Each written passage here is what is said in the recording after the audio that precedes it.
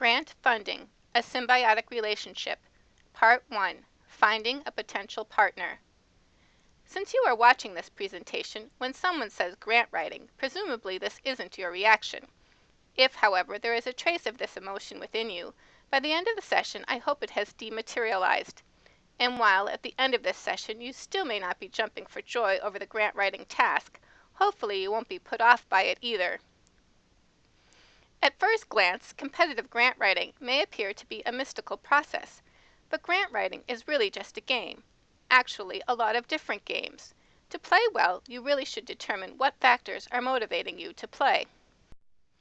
No matter what your motivations are, funds to accomplish a goal, affirmation from outside sources, publicity, recognition, or career advancement, the first trick to grant writing is identifying passable grantors. It's hard to imagine, but in 2010, there were over 120,000 foundations with more than $582 billion in assets, and these are just the private foundations. So, in some respects, money does grow on trees. But figuring out which tree to try to pick from isn't always an easy task. There are a lot of resources available to help, even searchable databases. Some are accessible to the public through UW-Stevens Point's Office of Research and Sponsored Programs. To develop a symbiotic relationship, you should determine how the funder frames the world, what they see as important, and thus what they do.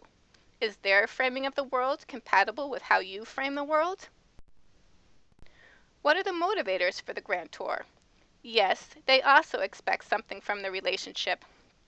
Obviously, an institution that is interested in the problems that you are capable of providing solutions for is probably going to be the most fruitful tree for you to attempt to pick from.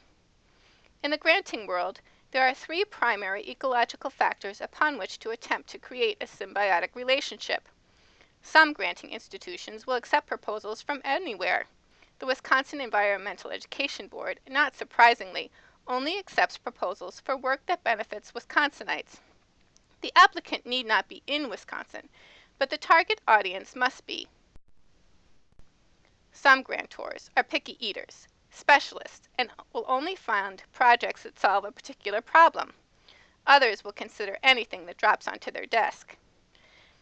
Finding out about the specialized grantors generally takes more time, but often means less competition.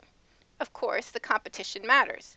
Indeed, you could submit the exact same proposal, and it might be funded one year and not the next, because you are competing within a different applicant pool.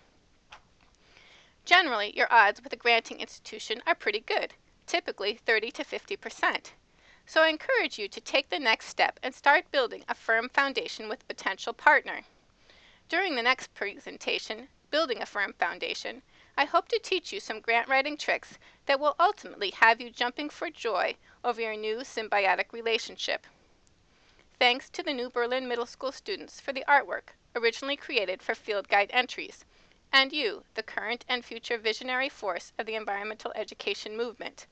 Please feel free to contact me with any questions you might have. This program has been brought to you by the Wisconsin Environmental Education Board. To learn more about the board or to make a contribution in support of the WEEB's mission of promoting environmental education within all segments of society, please see the board's website.